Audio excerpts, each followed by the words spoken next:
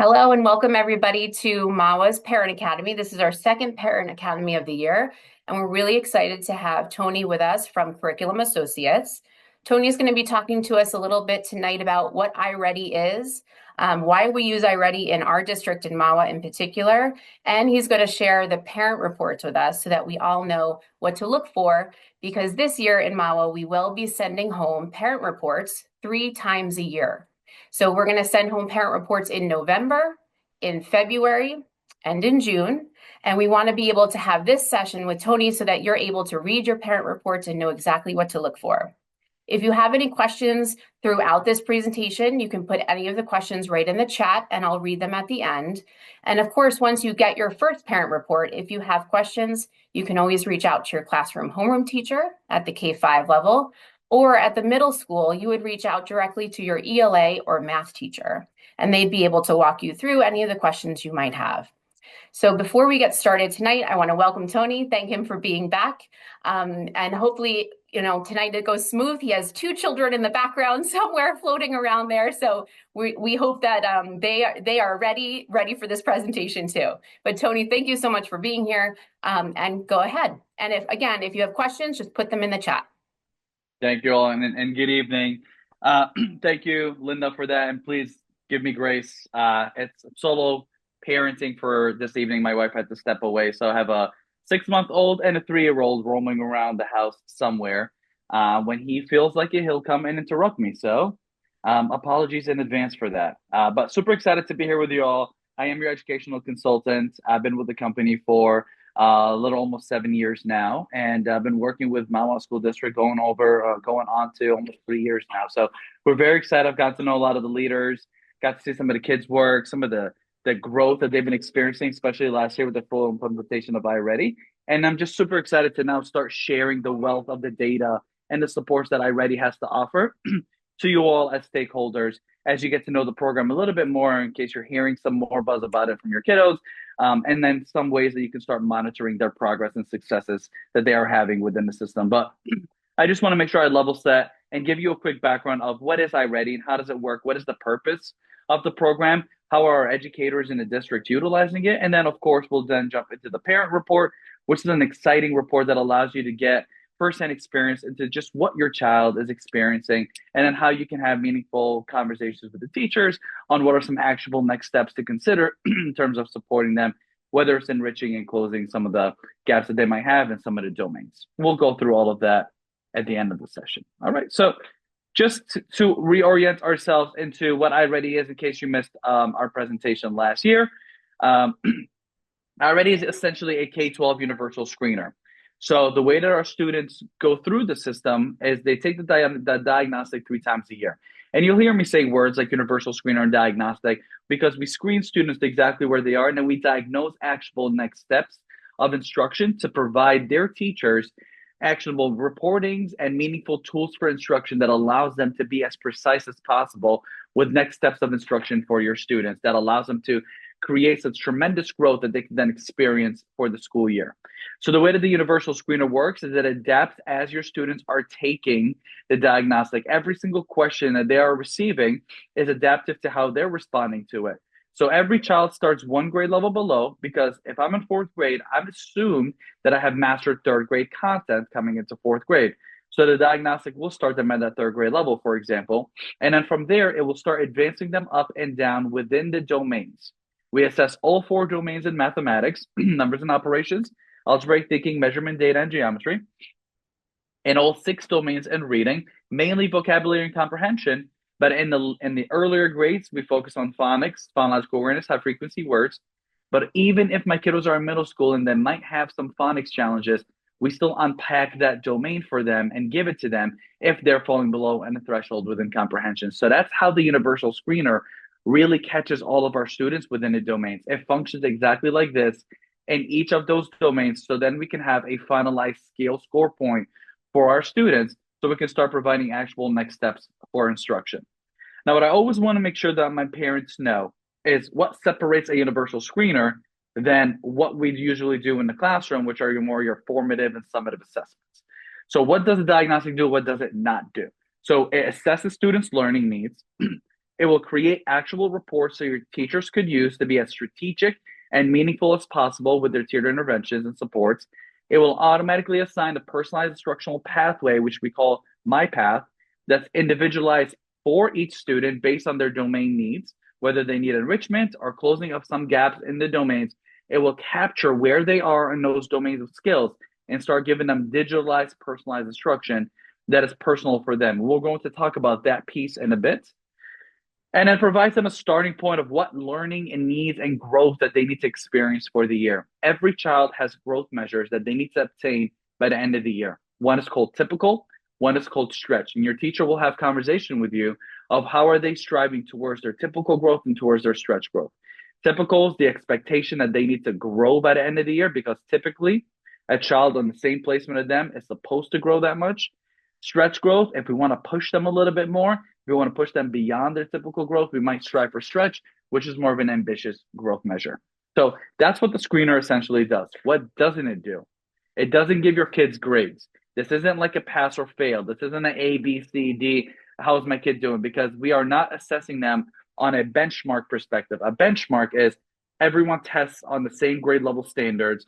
Did they pass or did they not pass? That's what your in class instruction is supposed to be. That's your formative assessment. We don't do that because we want to adapt to your students' needs. Because your fourth grader might be at a fifth grade level, your fourth grader might be at a third grade level. We want to be able to adapt to those needs and give them support so that your teachers are as strategic as possible with their actionable next steps for instruction.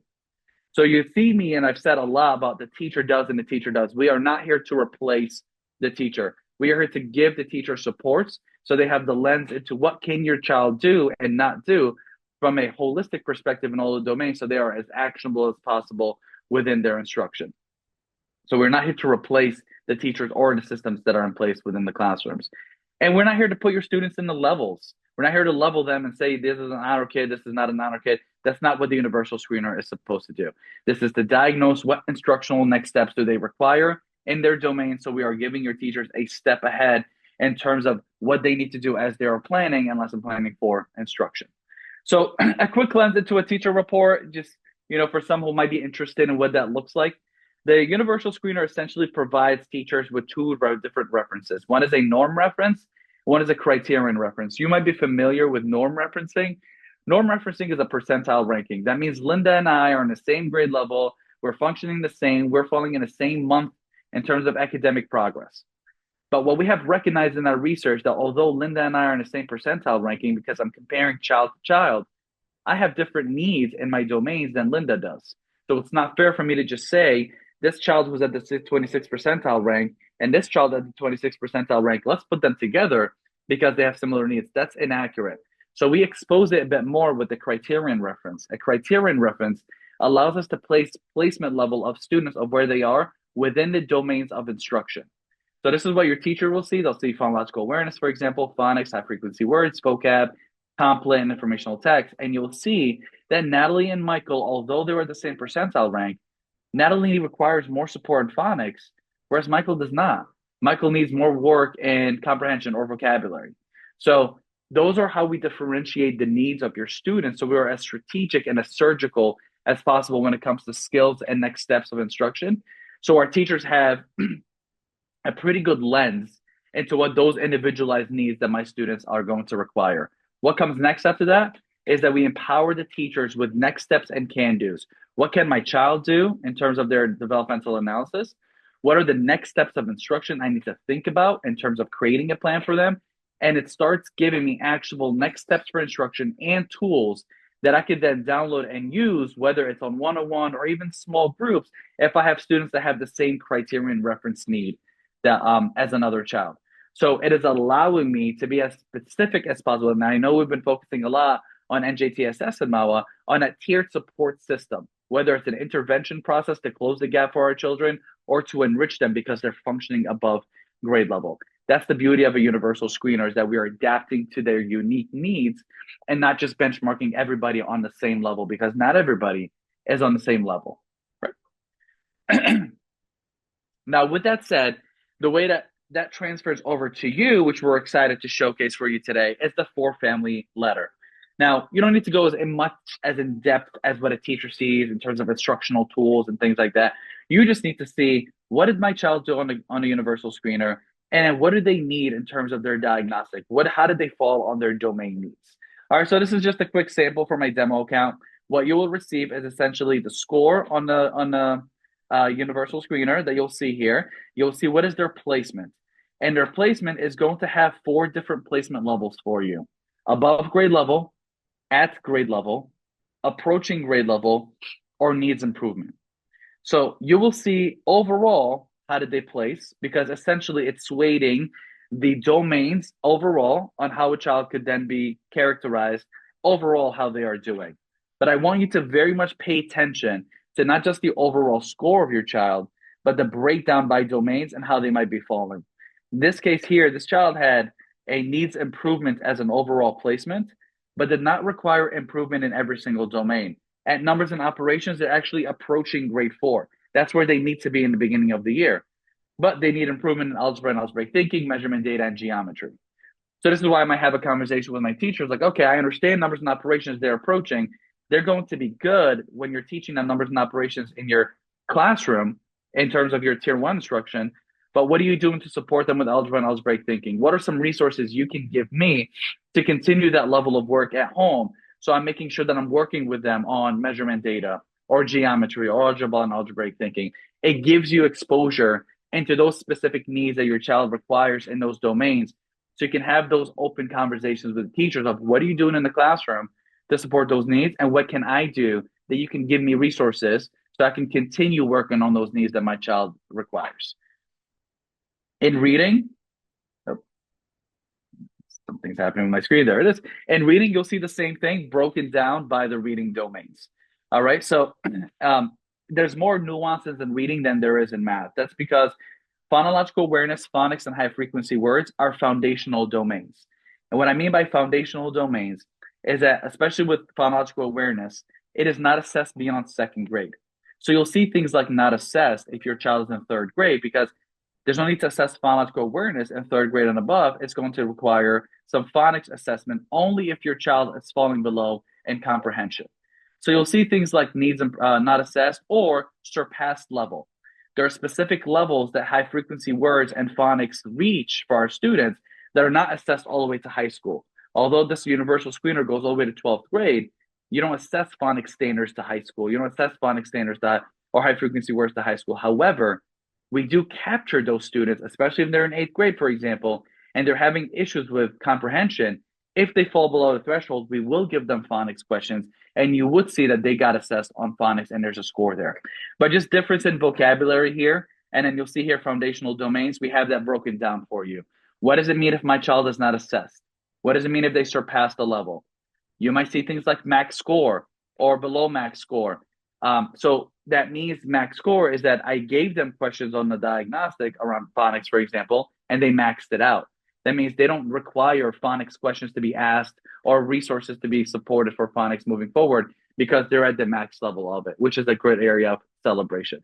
So some just important keywords there in reading. It's more nuanced than there is in math because there are more foundational domains that stop being taught at specific grade levels, whereas in math, numbers and ops, algebraic thinking, measurement and data, and geometry are typically those standards that continue all the way to high school. All right. Another thing that's a little bit more nuanced in reading is that you'll see a Lexile score and Lexile range. And then we put a link in there if you wanted to kind of go in and explore what are some books that I can think about based on my child's Lexile score and Lexile range that I can consider kind of downloading and having them read at home. What I would always caution folks to do is don't just focus on the Lexile score, but the Lexile range. Because the Lexile score is somewhere, but it's within a range, and we want to push our kids. Let's push them towards the higher level of that Lexile range. And of course, have a conversation with your teacher about that. Like, should I be printing 650 Ls in terms of my books? Should I be going up to 700? And a way that works is when you have the copy of that. Let me just move this over here. When you get that copy of it, this is an actual live link. And when you open it up, you'll see here 650. So you can either do it by range or my child is at a specific grade level. What do I want to do? So let's say we're looking at 650 and I'm looking at a range between 550 and 700. Let's look at that.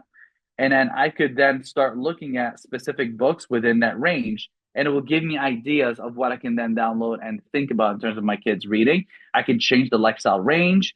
If my children are in K through 2, I can find some decodable passages to really work on some decoding skills for them. Now, I just want to level set. This is not a site for iReady or Curriculum Associates. We just blend into the Lexile and Quantile tools. Those are national measures that are being utilized. This is done by the Lexile measures nationally.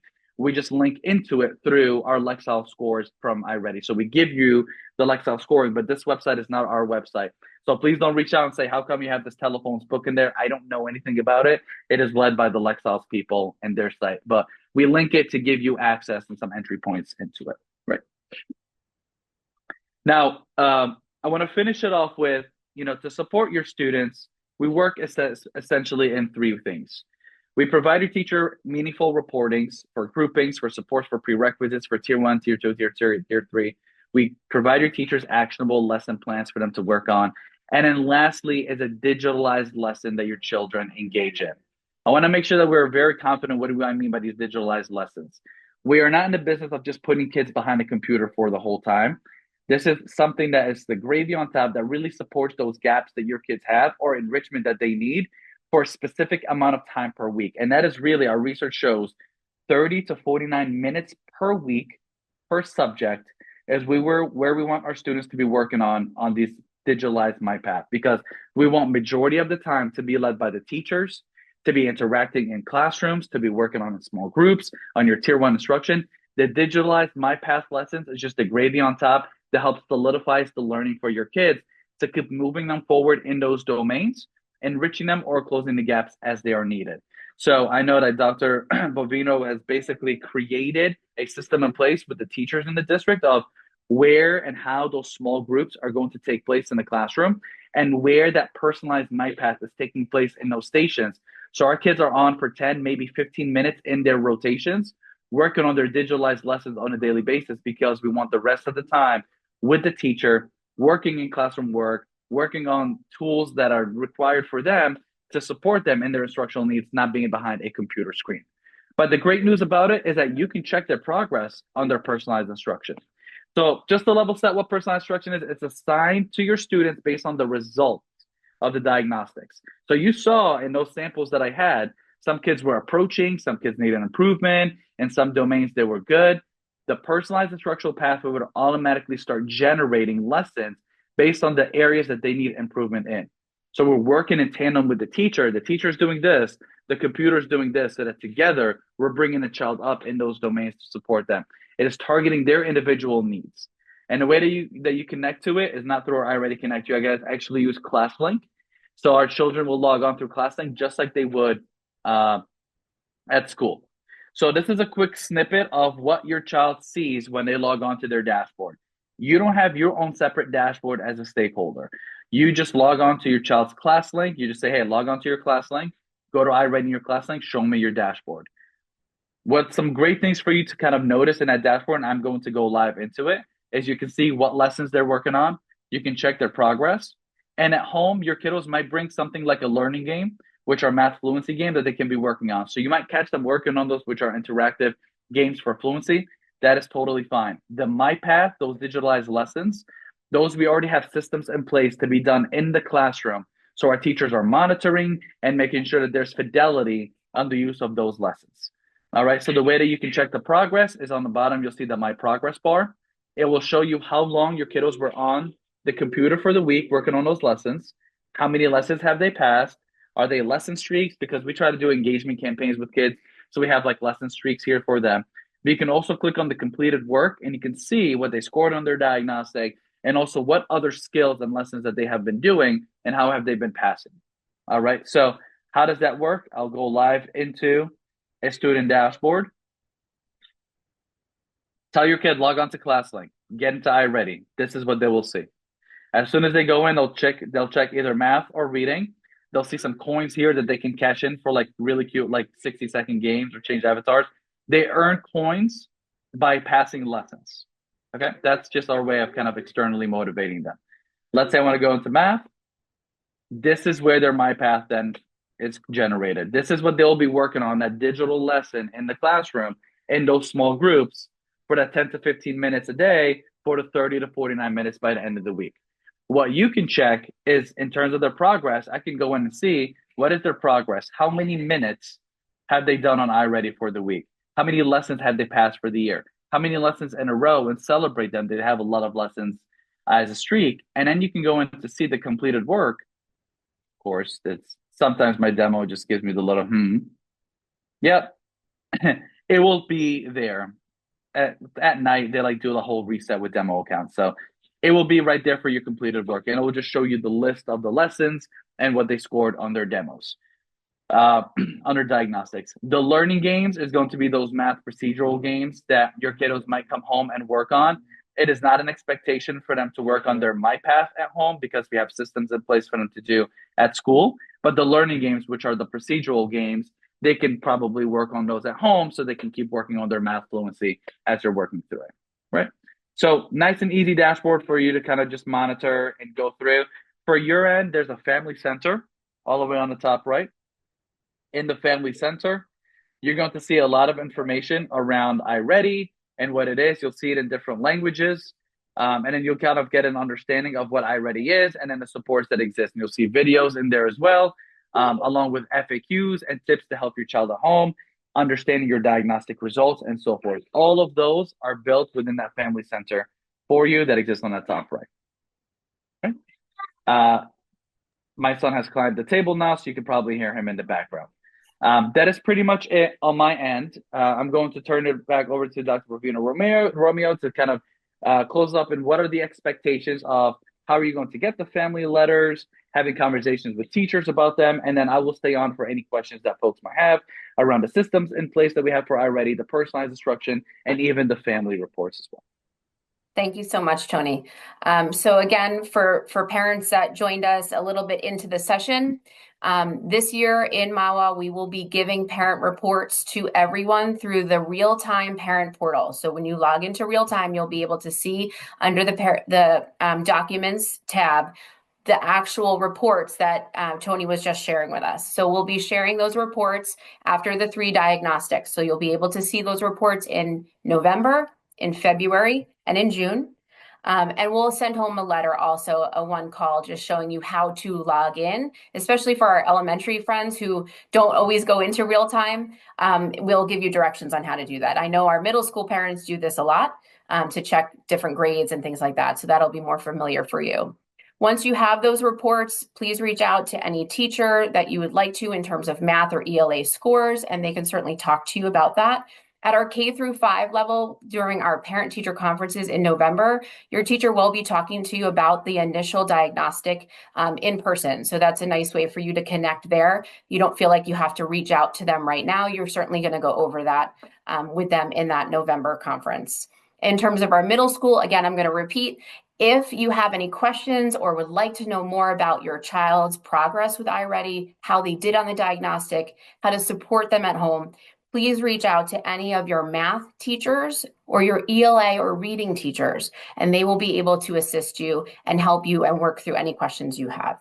We're really excited that Tony was here tonight. If you do have any questions about any of the information that was shared, please put it right into the chat and I will certainly read them out loud for everybody. If not, thank you so much for coming. We really appreciate you joining us in the evenings for these presentations, and we'll see you at the next one.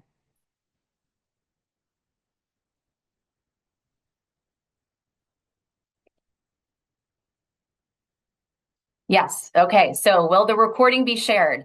All recordings for Parent Academies are on our district website. So if you go to our district website under departments or under academics, you'll be able to navigate to the Parent Academy tab. And then there's a tab for Parent Academy recordings. And any Parent Academy we do is posted right there. It usually takes about 2 days to be listed. Will middle school students not have ready on parent portal? Yes, iReady information will be on the parent portal for all K through 8 students, and we're going to send a letter home showing you how to log in to see that in the parent portal. Does the program allow the child to go past the current grade level, or does the teacher need to allow it? Tony, did you want to talk to that? Yes, I was just typing in the answer for that.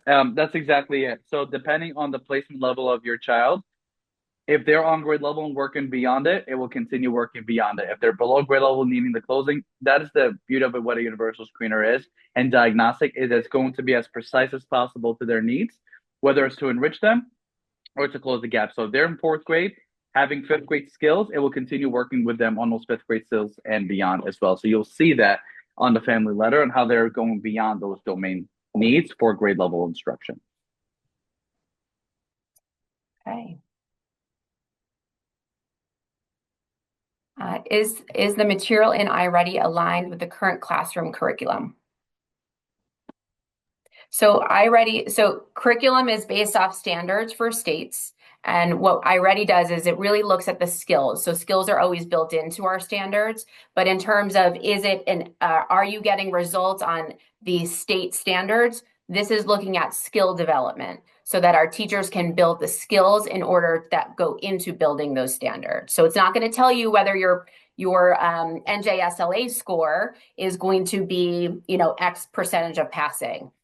We have the ability to say, like, okay, based off this information, is the likelihood that the NJSLA would be passed? Of course, but that's not what we're looking for with an iReady assessment. What we're looking for with an iReady assessment is the skills that we can teach into to build the foundation or extend your child beyond.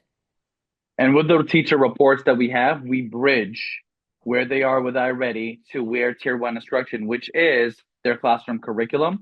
And we provide actionable next steps for that bridge for the teacher. So if my child is here and I'm teaching here in the classroom, how do I teach those prerequisites to get them to that level? And if my child's already here, how do I continue enriching them for that grade level instruction to take place? But your core curriculum is what they teach in the classroom. The universal screener is going to help bridge where they are, and through the reportings, it's going to give access to your teachers so they can see what is it that they truly need so they are successful in the classroom curriculum.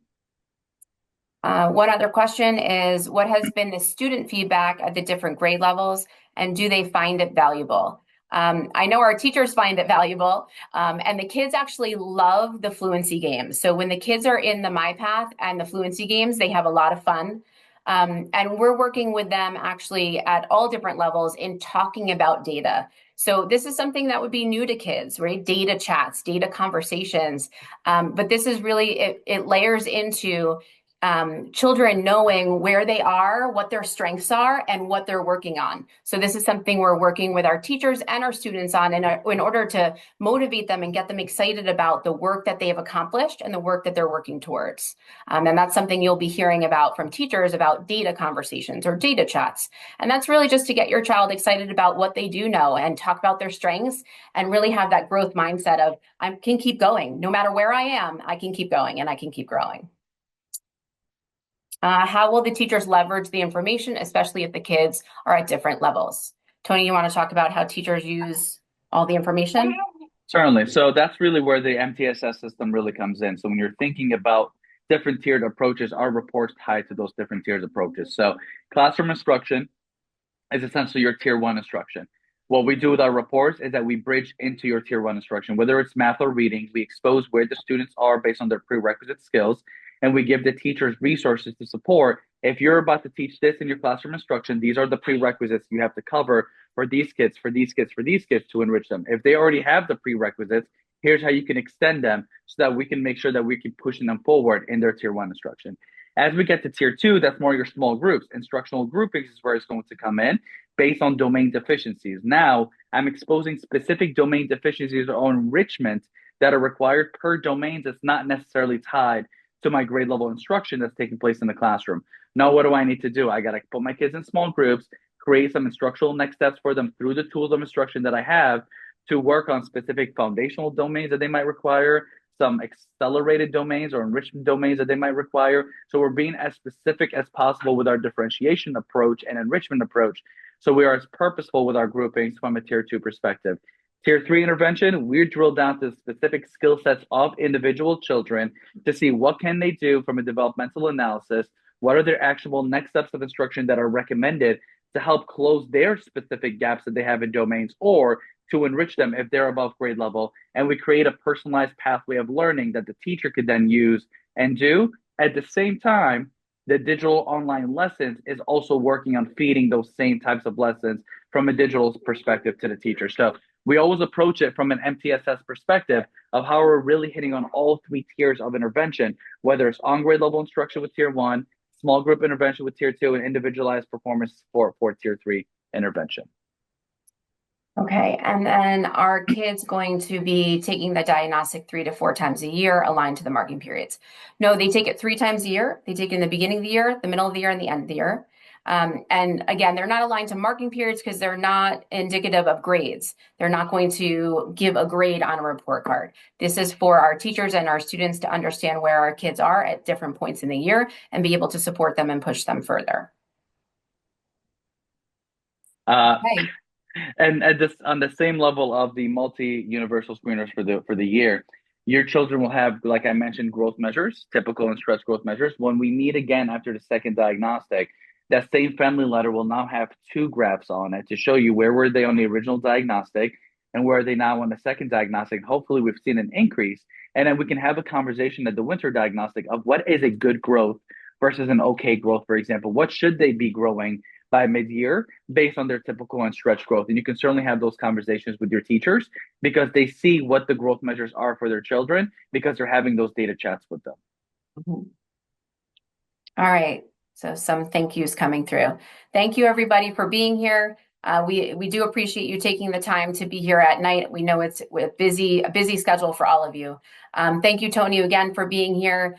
Again, if you wanted to see this or check out the recording, it's on the Parent Academy website, on our district website under recordings, and we'll see you next time. Thank you so much. Thank you all. Take care.